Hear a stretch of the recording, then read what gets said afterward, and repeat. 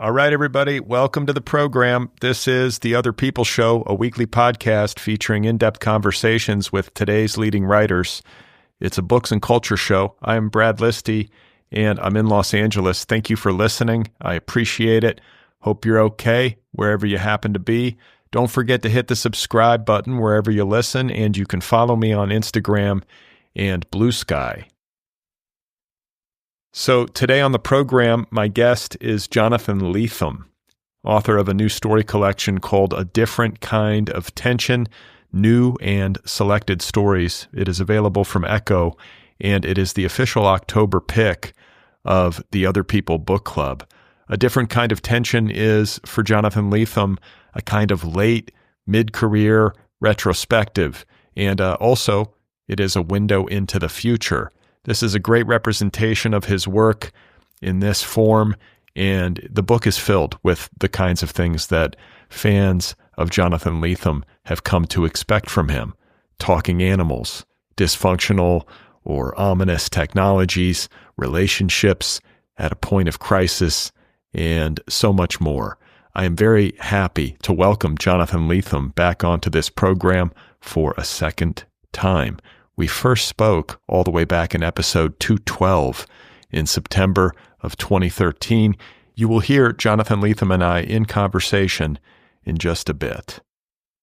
Today's episode is brought to you by Abrams Press, publisher of Open Wide, the new novel by Jessica Gross. Open Wide is about an increasingly obsessive radio host who can't help but test the boundaries of her boyfriend's love.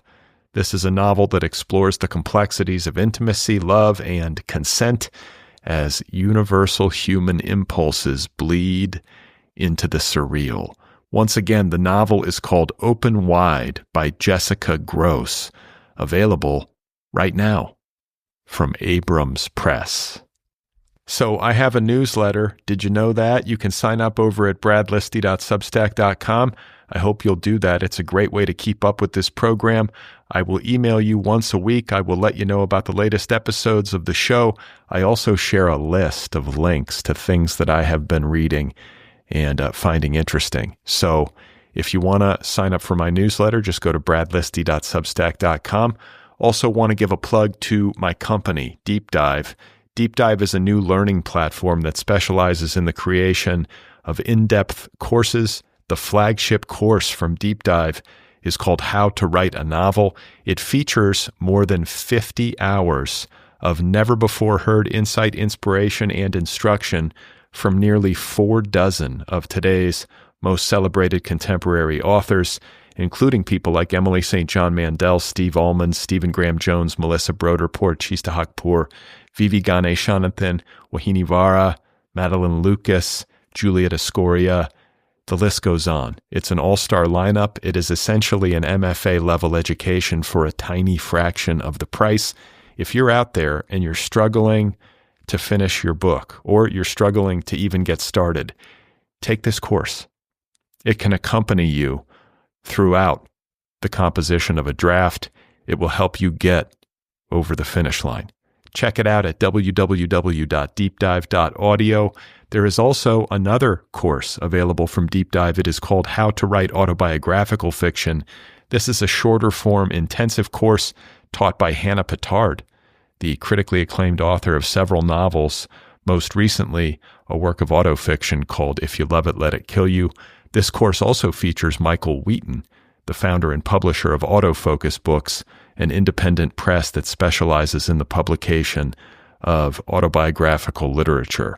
So 2 great courses available from Deep Dive. If you get them both at the same time in a bundle, you can save. Check it out. One more time, the website is www.deepdive.audio. Please note that when you buy a Deep Dive course, you have lifetime access. There's a 14-day money-back guarantee.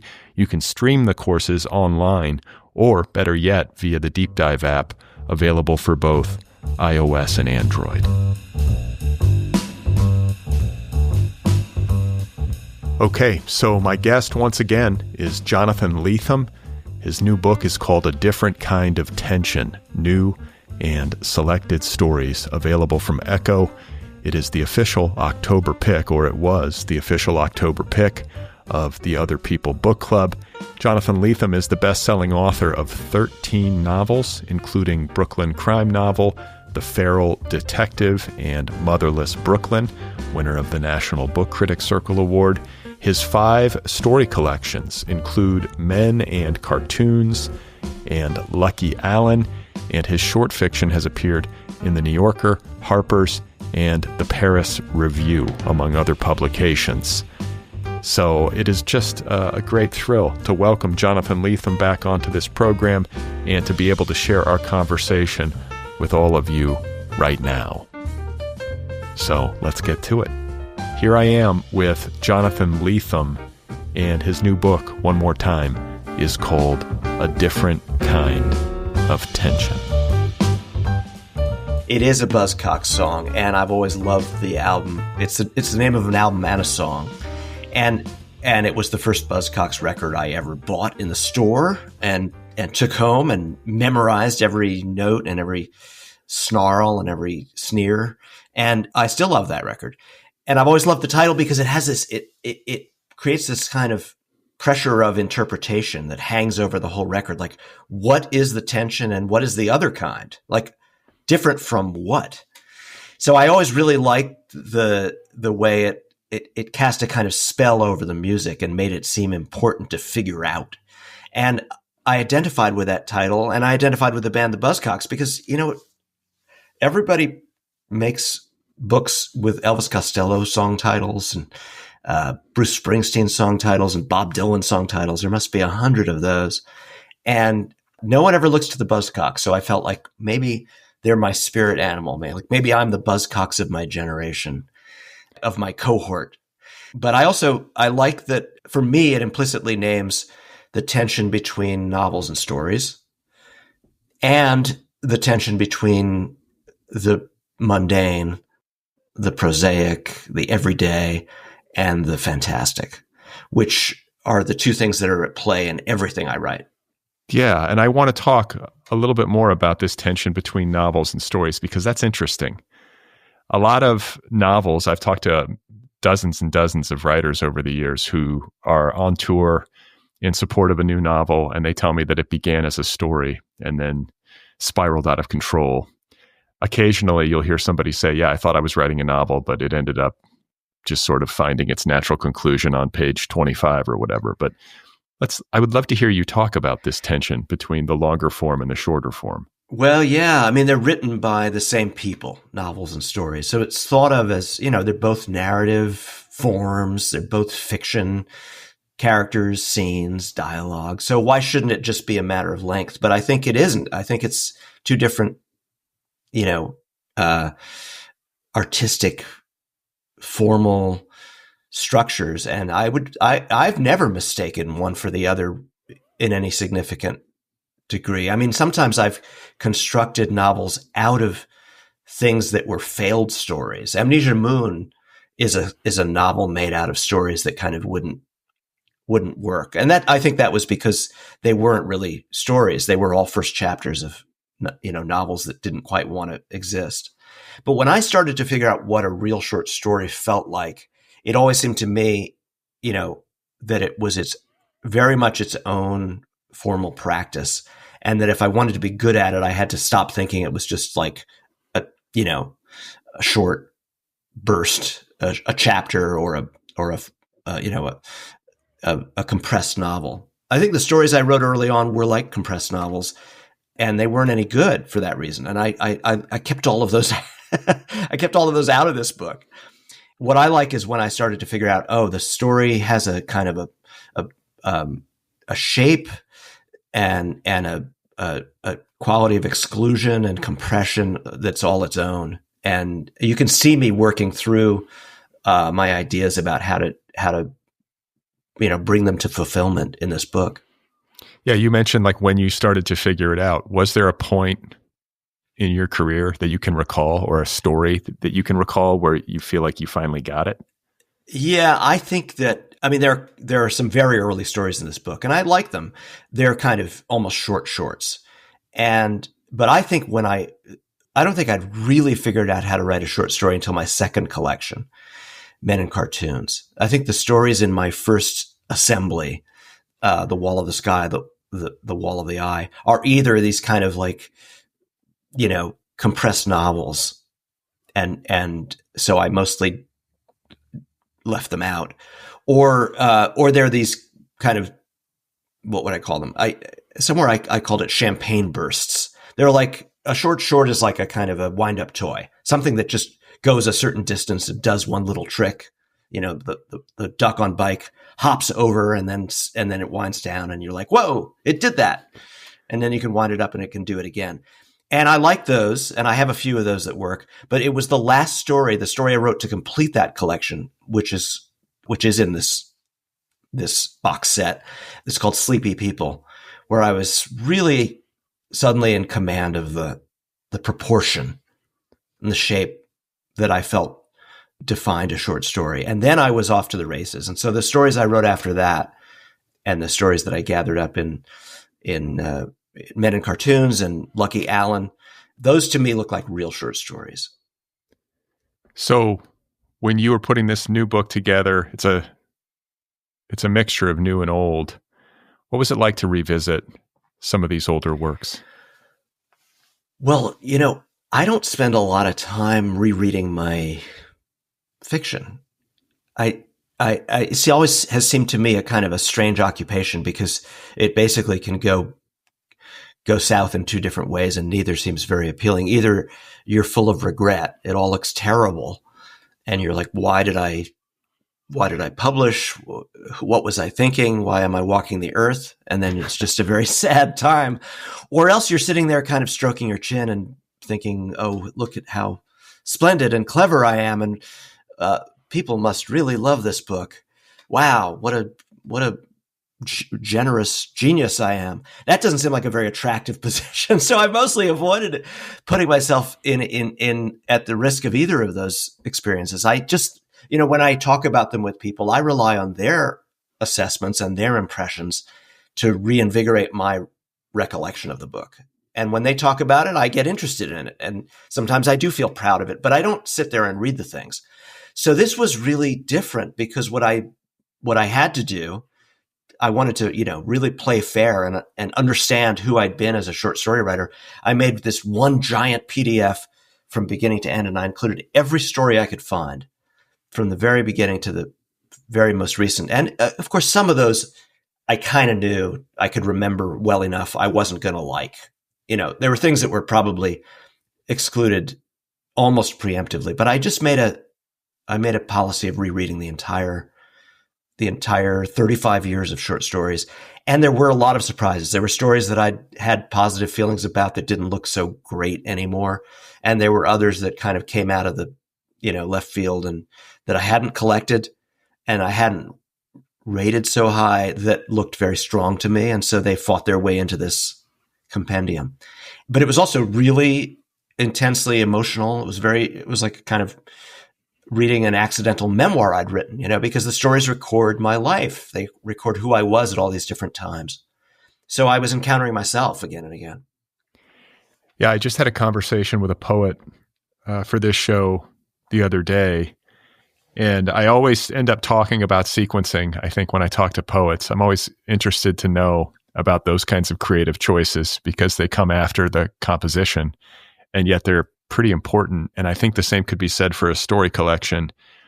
I'm wondering about that part of it. Like, were there surprises in terms of the ways in which the stories in this book, like a retrospective, but also some new stories, like, did they speak to each other in ways that surprised you? Oh, for sure.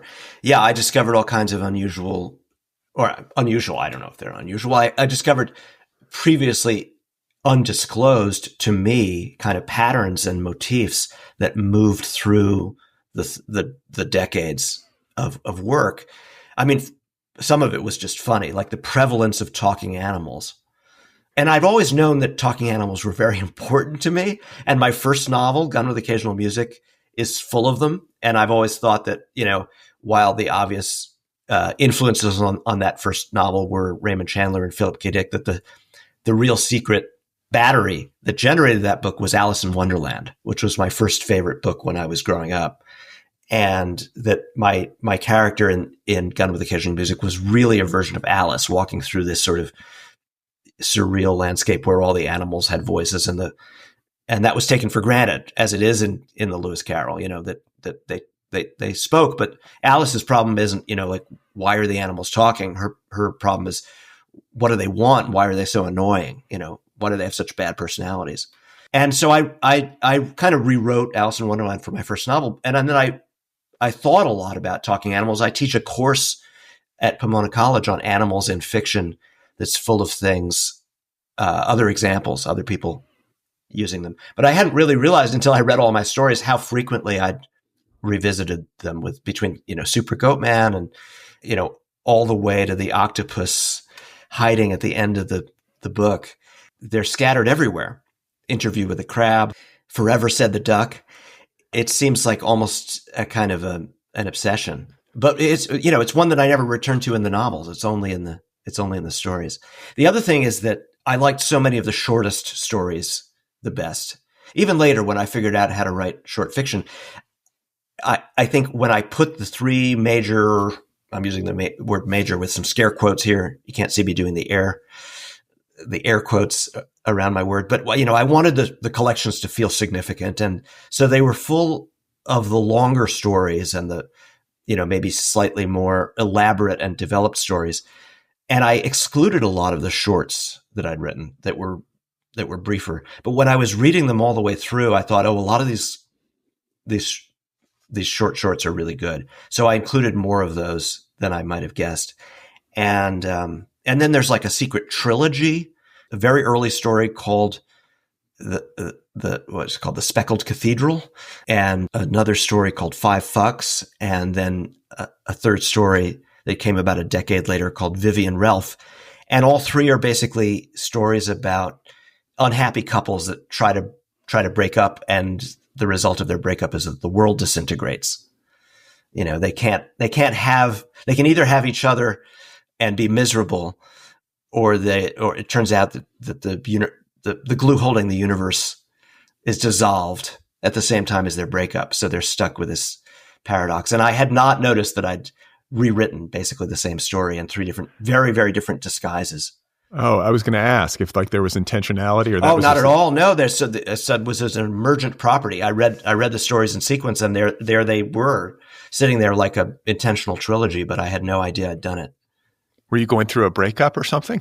No, those stories were written in the thick of happy relationships. I think I had to be a secure lover to write such miserable love stories. I mean, I've been blessed. I've been a very lucky serial monogamist, and I think, in fact, all three of those stories are written in the thick of good times. Well, that makes a certain sense, though. That makes a certain sense. I think if you're in bad times, I guess some people double down and they write about bad times while they're in bad times. But I think more often than not, we sort of reach toward the thing that we're not experiencing. I think that I've often accidentally predicted problems in my life, in my fiction. It's as though I sense some kind of doom on the horizon, not necessarily relationship doom, but one version or another. And I write these anticipatory stories, and then I look like some kind of dark prognosticator. Well, listen, I had that feeling when I was reading this collection, because you're aware of the fact that some of these stories date back several years, and it's like, okay, this is making me feel uncomfortable because it's seeming like this is exactly what things are like now, or this was easily believable, like any minute now. Do you know what I'm saying? And maybe it wasn't the case when you published them initially. Well, I definitely feel like I look like Nostradamus in terms of my skepticism about virtual reality, which at the time I was writing those early stories that were all set in kind of virtual worlds. That was written in the Bay Area during the first big virtuality boom, and it was all seen as very utopian. And I was sort of like the fly in the ointment, but no one wants to wear those goggles now.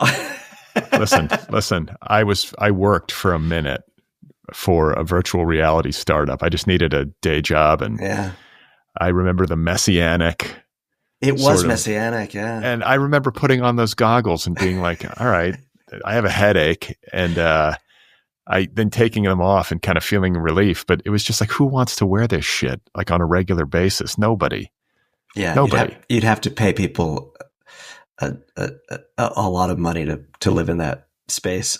Yeah. Or like, I guess if you're a gamer, maybe if you're like a teenager and you're a gamer, I could see like a use case, but like just like day to day, I just never quite got it. And it proved to be the case. I mean, I feel like a lot of that movement sort of fell flat. Well, I was obsessed with it because it was, where and when I was beginning my writing life, it was one of the things a lot of people were, in fact, at that moment predicting the end of text. I mean, the irony was then the internet sort of turned all into epistolary novels. It's all people just, writing to each other. But the very early rhetoric was, we're just going to communicate through sort of like visual symbols, and we're going to, be like Tom Cruise in that movie and just gesture at stuff, and there'll be shapes in the air, and there won't be a verbal language anymore. I feel like, the Minority Report, that's it. Yeah. I feel like that feels more believable. Like that seems to have, I don't know. I feel like that was a well done science fiction future portrayed on screen. Yeah. There's a lot in it that's pretty stimulating, but the end of the alphabet didn't come. I mean, I'm at the beginning of our recording, you had to remind me not to type in the middle of the podcast. and I said, I promise I won't, but I knew what you were talking about. We all write to each other constantly now. Constantly. And, I want to talk a little bit more about this word tension, because the tension between the realist or the mundane and the fantastical that lives in your work in varying proportions. And so as you were kind of putting this collection together and revisiting these old stories, kind of taking stock, did you notice the ratio changing as your career moved? Yeah, it's an really interesting question to me, because it is true from the inside that the proportion changes, and I experiment with at times I almost think it's like a proposal that I made to myself, that I wanted to always include a fantastic element, but I became interested in how slight it could be, almost like a homeopathic tincture. Like, what if there's just an eyedropper of the surreal in a very mundane world? And in a way, The Fortress of Solitude is a story like that. The magic ring is the only thing that distorts the reality field. And there's such an immensity of mimetic detail. But then again, of course, it changes it completely that the magic ring is there. So I was experimenting with the ratio, but some of what you're talking about is also contextual. I changed the way I was being published, or it was changed for me, or I stumbled through a series of different opportunities and possibilities, and all of which were enjoyable. I've been a very lucky writer. I've been a very well encouraged and just well published writer.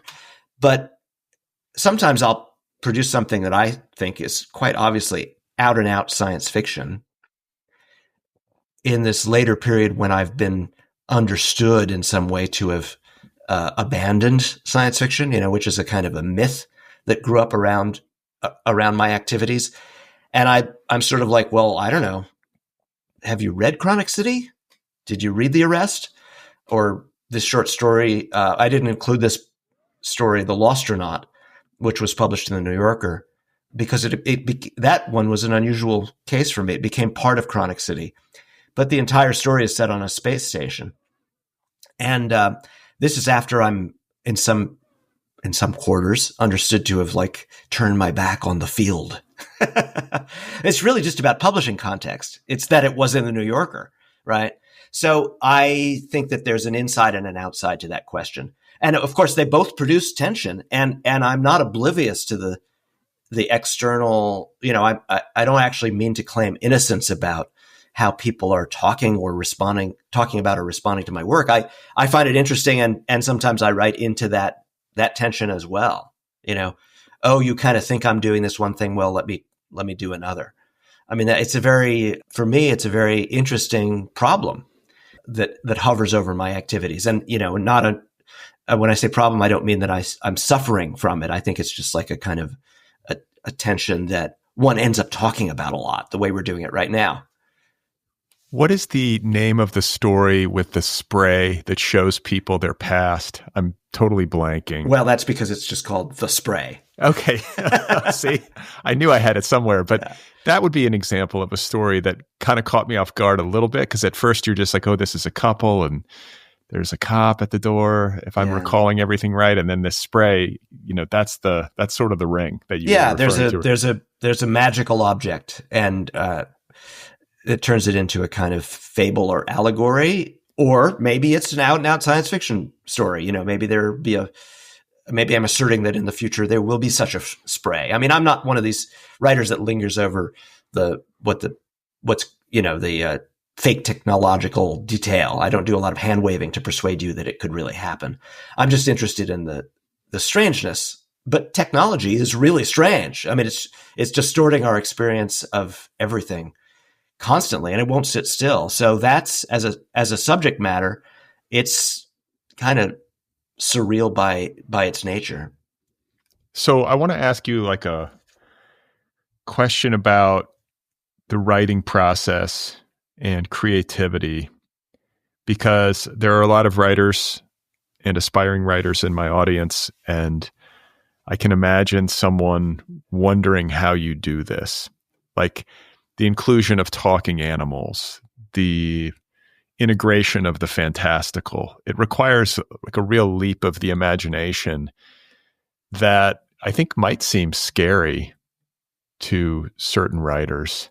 Like, how do you sustain it? How do you believe the fantastical when it's coming out of your head and like kind of buy into it? Do you know what I'm saying? I understand the question, and I can think with that question aloud for you a bit, although I don't myself experience it as an area of like resistance or courage. I mean, in general, sometimes I think artistic courage is, probably needs another name. Courage is rushing onto the battlefield with bandages and a stretcher.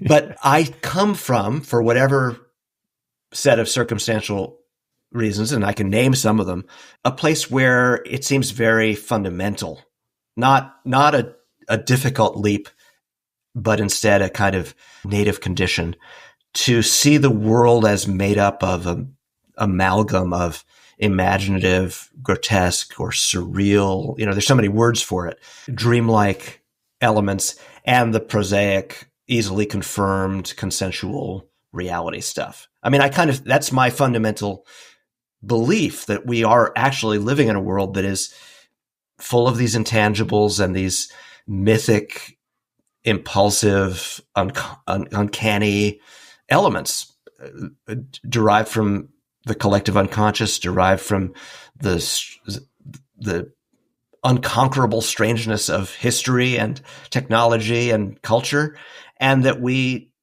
normalize it relentlessly. We try to act as though it all makes sense. But, my fiction, if it's saying any one thing, it's saying, look at how strange it all already is. And so I use the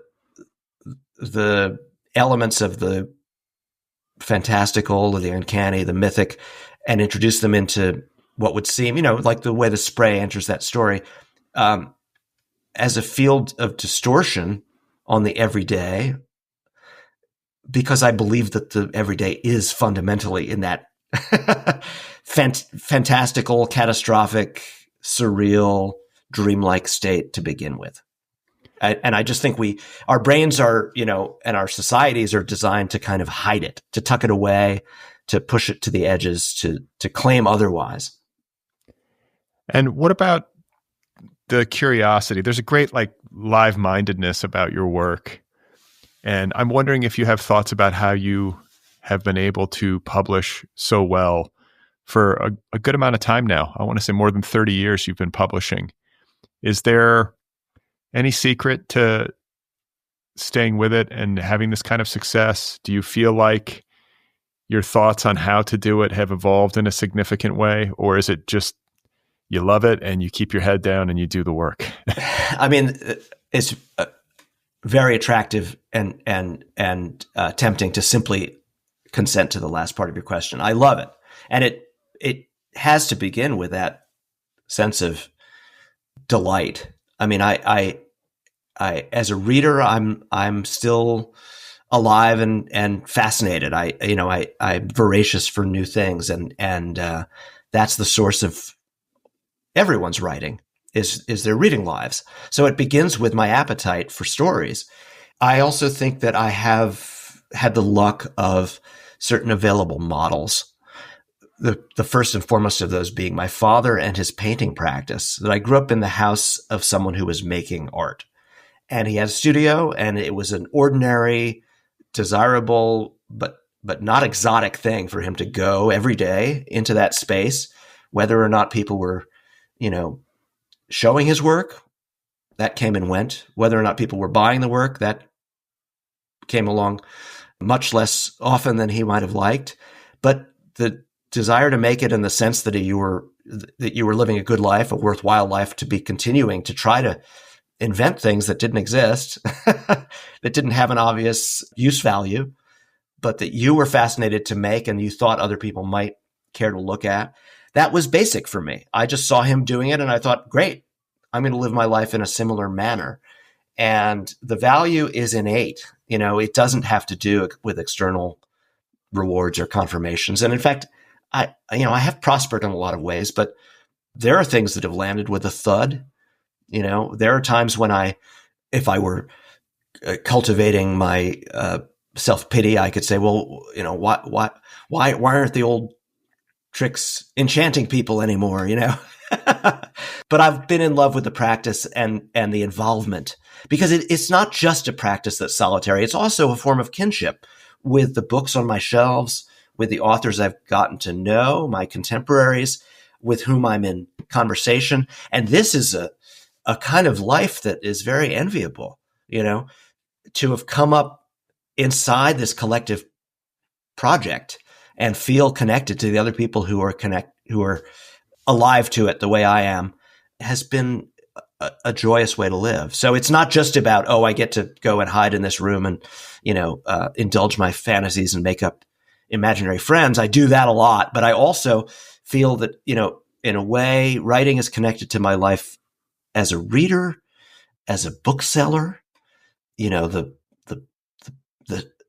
seems quite mundane, but I've just come back from a book festival in Vancouver and another one in Bilbao.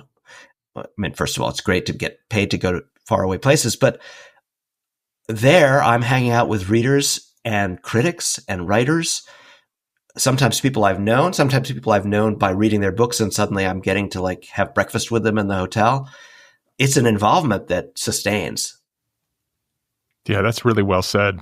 And I feel like it's maybe one of the most rewarding parts of doing this work that doesn't get talked about enough. So much focus is placed on publishing and book tour and seeing your book in the window at the bookstore. All that stuff is great, but that kinship piece of it and just being in dialogue and in communication with both the books on your shelf and then your fellow writers that's a really deep part of what makes it satisfying. Yeah. I mean, if you lived by only that frontline moment, publication is pretty much always bewildering, even when it goes,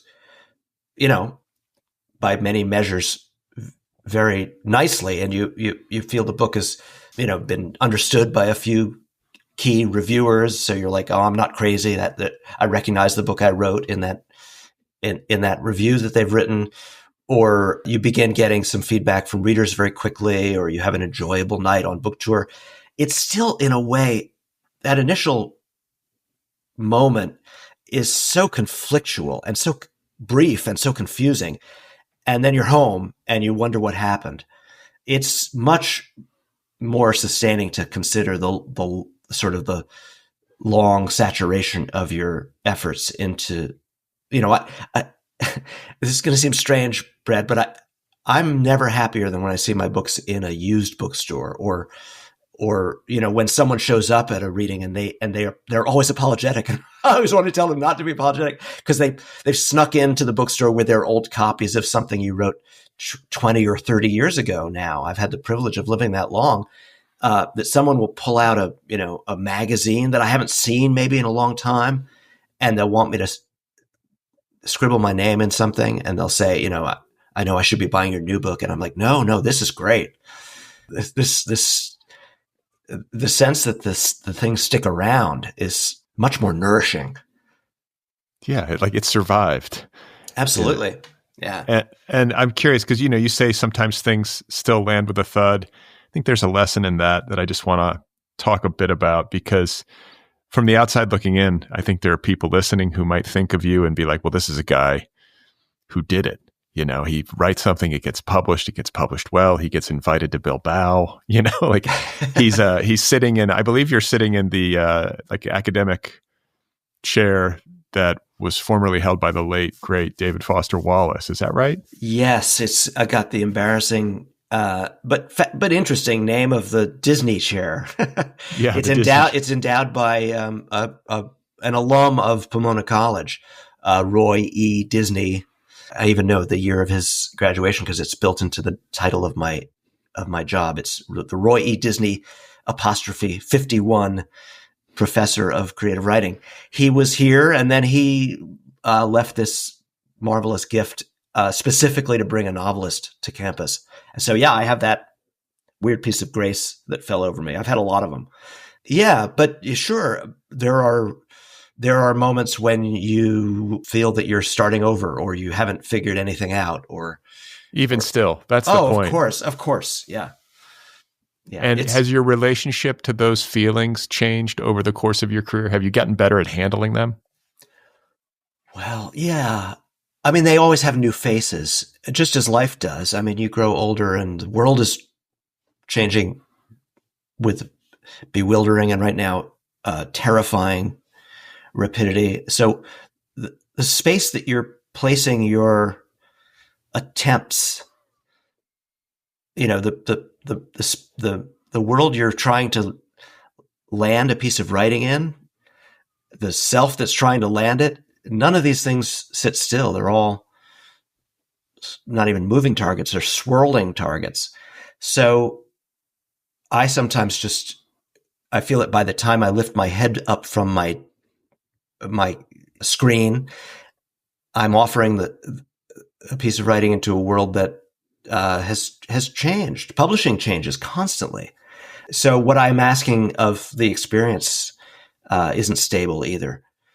But I've been really lucky. I found that the thing that mattered the most to me in the end was to try a really unusual number of different things, to change what I was trying to do a lot. The books I made a point of making the books as different one from the next as I could. And that's sometimes seen as like a disaster. Like, why won't you do the thing that we like? And so I made a joke in the middle of my journey. I titled a book "The Disappointment Artist," and that was a mirror I was using, sort of like a different kind of tension, where I was saying, "Are you still with me?" I introduced this detective that you liked, and everyone said, "Are you going to write about him again?" Because that's what happens when you introduce a detective. And I said, "No, I can't imagine ever writing about that character again. I'm going to do this instead." And what's happened is that the world, maybe sometimes grudgingly, but mostly in a very warm embrace, kind of said, "Okay, that's what you're doing. Sure. What are you doing next?" And I've been allowed to play in this space and try, really, I think, an inordinate number of different kinds of approaches to fiction and even to publishing. The stance that I've taken. I've continued to sometimes do small projects with small presses in between the quote unquote major efforts, and I feel like I get away with it all. So that's very, very fortunate for me. Okay. So the question that immediately comes to mind is why? you get away with it. And I think tied to that, I would ask you, as you've spent a lot of years doing this and you've interacted with, lots and lots of your readers over the course of your career, your readers are on board with you. They're the reason why, right? That you can do this because they've been following you and kind of following your lead in taking these different paths. And so I would like to hear you talk about the Jonathan Lethem reader and if there are characteristics or qualities that you've been able to discern that are kind of like common denominators. Oh, wow. That's a really interesting question. And I'm instantly resistant to making a character out of the wonderful kind of fractal cascade of different kinds of encounters I've had with different people. I just remember certain encounters so vividly. I think that there was a night in Milwaukee in a bookstore that I think it was named for the owner of the store, and it was like Harry somebody. Boswell's or I don't think that was it. I feel like I'm going to make this up. It was like Harry J. Edwards bookseller. Anyway, I was in Milwaukee at a nice little shop, and I had a nice little night reading aloud from my fourth novel that night. I was on tour for Girl in Landscape, and there were a number of people there who were very kind to me. It wasn't a giant room, but there was like a 14 or 15-year-old teenage girl who came and pushed the book at me and told me how much it had meant to her. And I just felt this sense that I was looking at a kind of a version of myself, because the way books changed my life at that age, the books that I encountered, I earlier I said I'm still a hungry, wondering reader. I'm still having my mind blown, and it does happen. But the books that entered my brain between the ages of like 13 and 17, they were revelatory. Each one of them seemed, when I would find a new writer who did new things, Patricia Highsmith or Stanislaw Lem or, Raymond Chandler in that period, I was like a sponge, soaking up everything they had to offer. But it was like I was a world being expanded. I'd be like, wait, this is possible? It could be like that? And I was also being made permanently less lonely by their books. I was being confirmed in aspects of my existence that I didn't know had names. And there was something about that kid, that teenager with Girl in Landscape, the way I don't know what she said, it's too long ago, but the way she expressed her experience to me very briefly made me think, maybe my book is that to her. And that's still, to me, the most essential possibility. I read a lot of books published, written by grownups, published as though they were meant to be read by grownups when I was not yet a grownup. And as much as I cherish my readers of any age, there's something about that possibility that some teenager is like sneaking into the adult section, and I might be one of those first encounters with, for someone who has become impatient with the kind of ceiling on certain forms of expression that even the very best young adult fiction is going to be providing them. And so they're like, I need to know what the grownups are reading.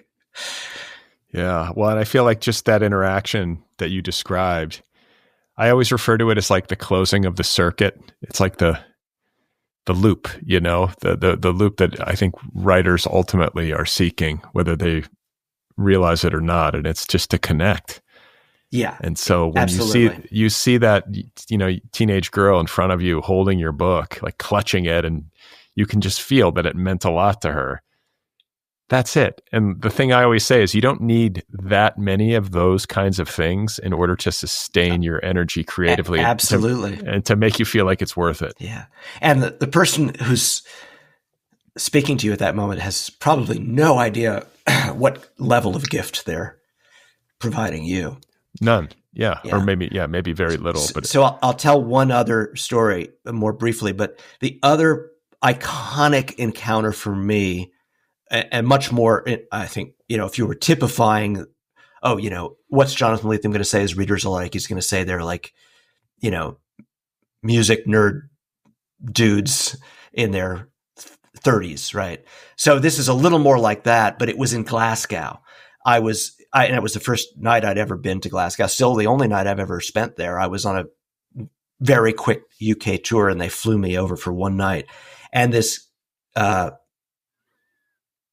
guy, this bloke, I guess would be the word, from Glasgow, who'd grown up there in the city, had Fortress of Solitude in hand, and he said he was almost angry at an implication that I might refute, at the possibility that I might refute what he wanted to tell me, or that someone else had been expressed a skepticism about this. He said, "I don't care about Brooklyn. I don't know. I've never been to Brooklyn." I can't do his accent. I won't try to do it.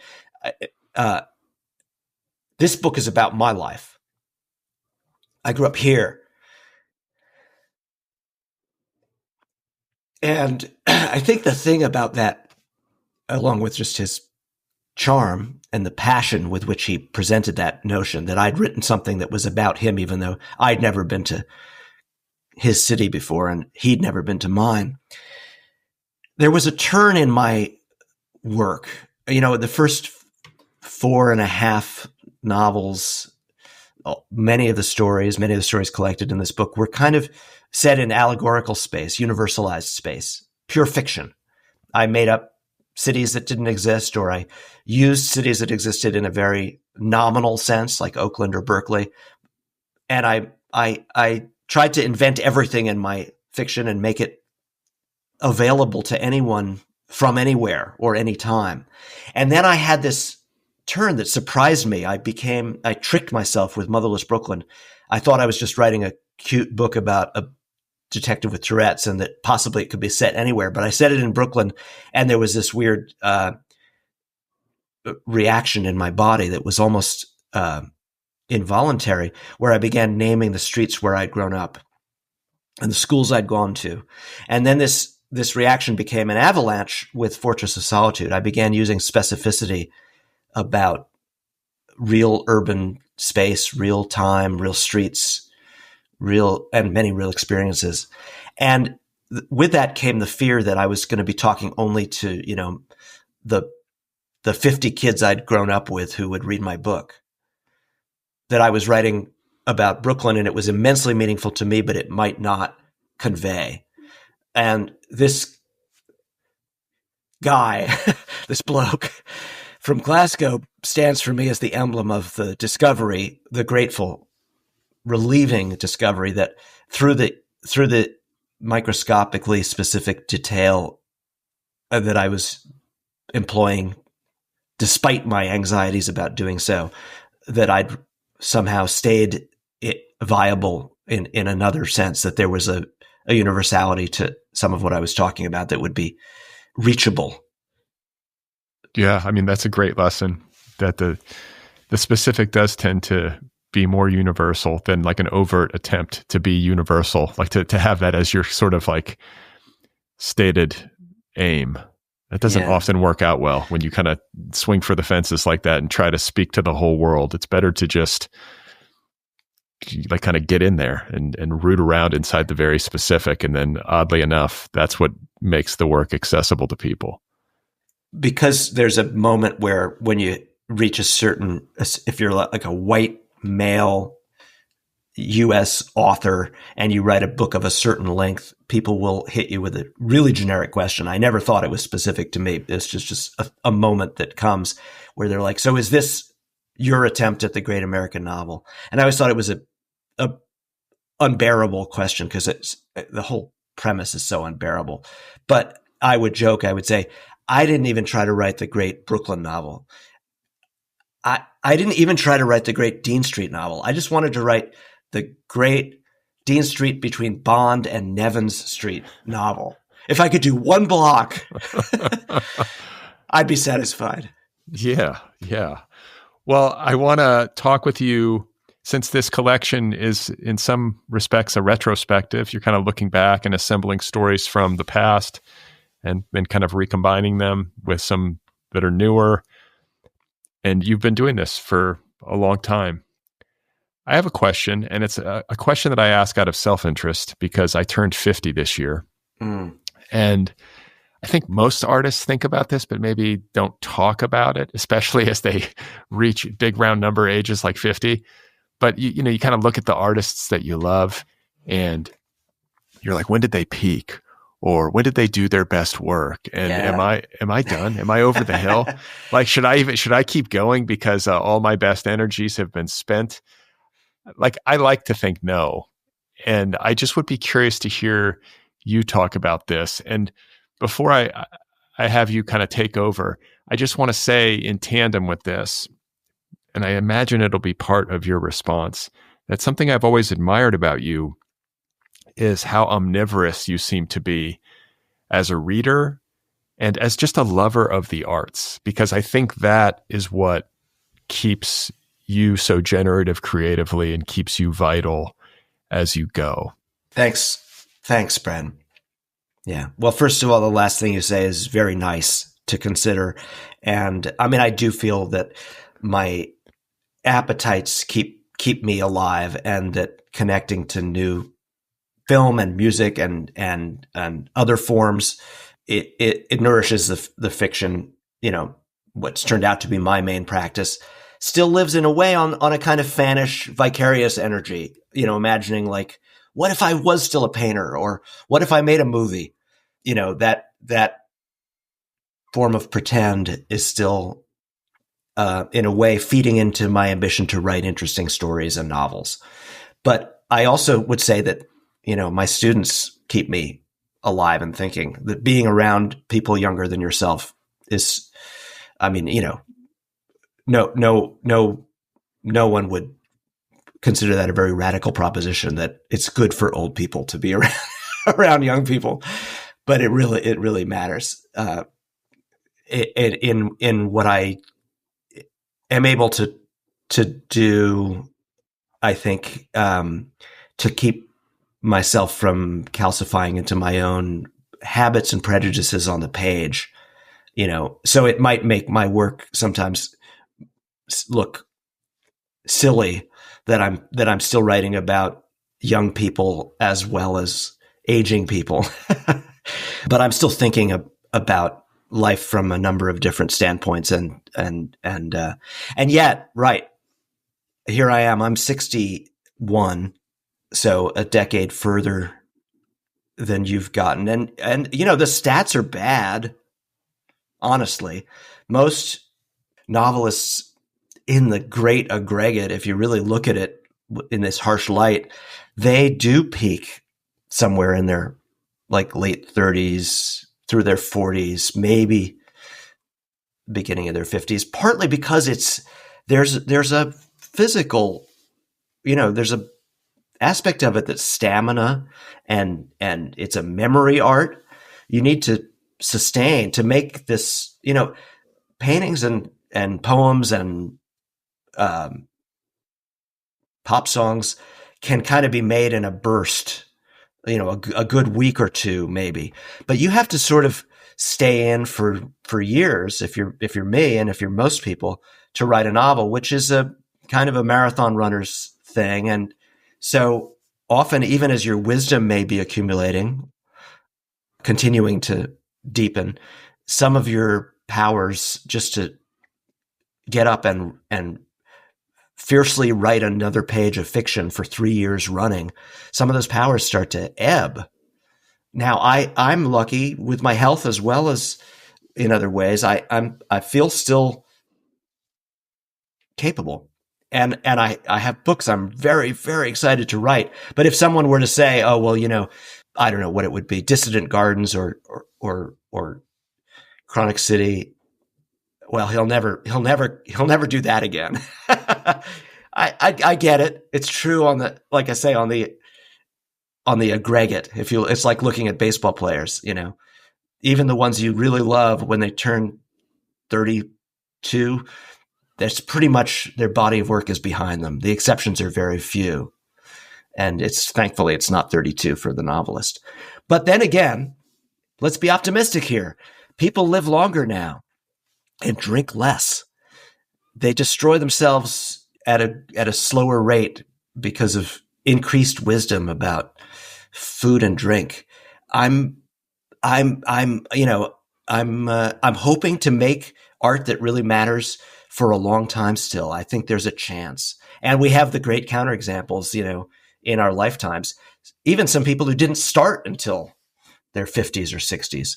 And then others who had some sort of great explosion, and, David Markson, those books that define his accomplishment came really late. And Tessa Hadley is doing incredible things, a late blooming career. There are so many good counterexamples. So let's hug those close to our hearts.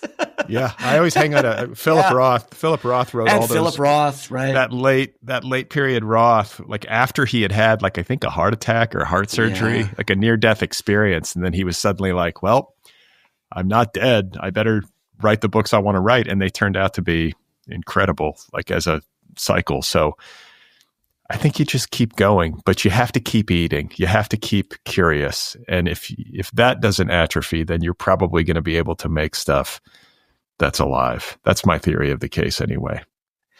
I'm going to try. I'll do my best. Yeah. Well, a connected question would be, are there things that you have been reading or listening to or watching lately that have excited you? It could be anything. I don't mean to put you on the spot. Oh, yeah. Well, this is famously makes your brain go blank, right, when you hear that question. But I'll tell you this. I just got sent. I'm incredibly lucky. I know there are a lot of other people waiting on this. The third volume of this series. It's translated. I don't know how to say the author's name. Salve Bali. I'm sure that's terribly wrong. Salvage Ball. She's a Danish writer who's writing this sequence called On the Calculation of Volume. And I think all 6 or 7 volumes are finished, but they're being translated one by one. And I read the first 2 and I'm like, oh my God, it's like a TV show. I cannot wait for the next one. So I just got hold of volume 3. The series is called On the Calculation of Volume. And her last name is spelled Balle. And I mean, this is a piece of work that I didn't know I needed. I don't even know how I knew to glance at it when I saw it, except that New Directions put a beautiful jacket on the first edition. They're designing such gorgeous books at New Editions right now. And I picked it up. And now I'm like, oh, this is going to be one of the great reading experiences I've ever had. I'm crazy for it and can't wait for all 7 to be translated.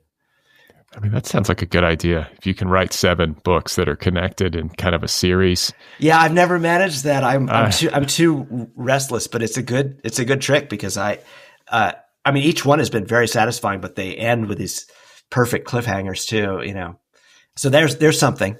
There's a tip for you. No, that sounds great. I'll have to check it out. And I also am interested, while we're kind of talking about career longevity and you kind of thinking about all that you've accomplished, if you have ever given thought, like you seem like, you're a lifer. You seem like you're just born to be a writer. But if you were not a writer, do you have some sense of what you would be doing?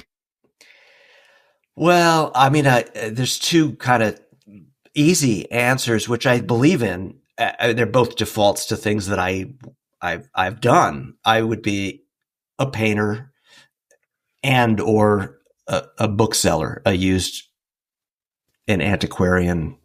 I'd be an antiquarianist, and I think I still might. I really actually feel like I might make some paintings before I'm done, and I really want to open a used bookstore, partly to spare my children having to dissolve the collection, and it would be a lot of fun to be in a bookstore again. I really miss that practice, just like, pricing and alphabetizing and making a great looking shelf of books and then seeing people encounter it. So I think those are the things I would honestly most likely be doing. I think you'd be a great bookstore owner. Like, I can't think of a better one. You'd be ideal, especially like used bookstore. You go in, you've probably read a lot of the books on the shelf. You could be like a good matchmaker. That's what it's all about. I mean, hold that thought. I might get back to it. You know, Brad, I've written an unusual number of introductions to books. It's not a thing I went in to this thinking I would do. I never thought about the nonfiction part of it. I wanted to write stories and novels, and I've ended up, you know, writing essays and reviews sometimes and memoiristic pieces. But I've also introduced a lot of books. I think, in a way, the reason I keep saying yes to that is that it's kind of like being a bookseller again. It's like me pressing the book into someone's hands to write the introduction. Yeah, exactly. And it's there's something very satisfying about making like a good match. Yeah, that's the best feeling. Absolutely. When you recommend a book and somebody comes back to you and it's like, that was great. And then the alternative is you don't hear anything, in which case you're like, oh shit. It's like being a DJ. You get somehow credit for, it's like you're the musician. Like, you played a song that changed someone's brain, and they look at you like, wow, he did that. Well, yeah, exactly. Sort of. Not really, but sort of. But I'll take that credit. So I always close by asking my guests if they have anything else in the works. Like, you seem pretty industrious, and I feel like you're the kind of writer who probably always has multiple things going, but if not. Yeah. It's a funny time to ask me that, because the answer is necessarily evasive. But if I drop some hints, it's kind of like, sounds like I'm doing an enormous amount. Now, I mean, right at the moment, what I'm doing is teaching a semester of college. I just wrote a piece about a film. Actually, the first time I've written about a new film in a long time, that just came out in the New York Review of Books. I wrote about the P.T. Anderson movie. What did you think of it? I'm curious. Well, I had a great time. It's a kind of irresistible afternoon at the movies. And that happened twice, because I saw it twice, that I was really excited. But then I walked out and I had a lot of questions, and I raised a lot of questions in the piece, because the form of its engagement with its true subject of revolutionaries in U.S. history is perplexing. So I didn't see that many pieces as I was working on this that were puzzling over that. So I spent my energy on saying, yeah, it's great, it's fun, but what is its relation to this material? Because it perplexed me that way. But what I'm working on, I mean, in some sense, technically, in the background, I've kind of got two novels in progress: a fast, sooner one, and a big, very slow-moving, gigantic, shapeless one in the background.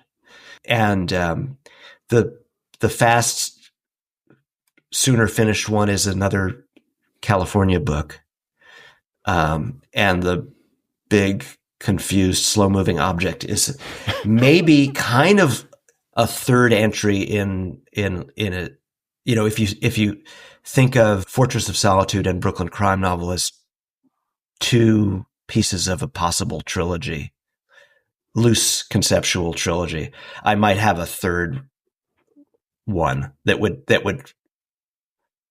turn it into a trilogy. Of course, that means that Motherless Brooklyn is like The Hobbit. It's okay. Yeah, I think that's right. It's like the fun one. Yeah, it's The Hobbit. Well, it has been great to catch up with you, and it's wonderful to spotlight your work in the book club. I am grateful to you for the time, and I wish you well on all that you have going. It's great to talk, Brad. Thank you so much. Okay, everybody, there we go. That was Jonathan Lethem talking with me about his new book. It is called A Different Kind of Tension, New and Selected Stories, available from Ecco. It was the official October pick of the book club. You can learn more about Jonathan Lethem at jonathanlethem.com. You can follow him on Instagram. And again, the new book is called A Different Kind of Tension. It is out there now, available wherever books are sold, from Ecco. Don't forget to subscribe to this show wherever you listen. Hit that subscribe button And you can follow me on Instagram and Blue Sky. Sign up for my newsletter at bradlisti.substack.com. And you can support this show if you love this show over at patreon.com/otherpplpod. If you want to join the book club or get an Other People t-shirt or sweatshirt, you can do all of that at otherppl.com. And if you want to get a deep dive course, go do it right now at www.deepdive.audio. And finally, if you have 2 minutes and you want to do me a quick favor and make me happy, please give this show a rating wherever you listen. Rate it, review it. It helps the show find new listeners. All right, so I think that does it for today. I appreciate you tuning in. My thanks to Jonathan Lethem. And I'll be back on Thursday with a brand new episode of Brad and Mira for the Culture, this podcast's weekly pop culture assessment. I will be joined, as always, by my friend and co-host, the vivacious millennial, Mira Gonzalez, assuming she shows up. It's always touch and go. Every week is dramatic. You're just going to have to tune in and see if it happens. All right? Brad and Mira for the Culture on Thursday.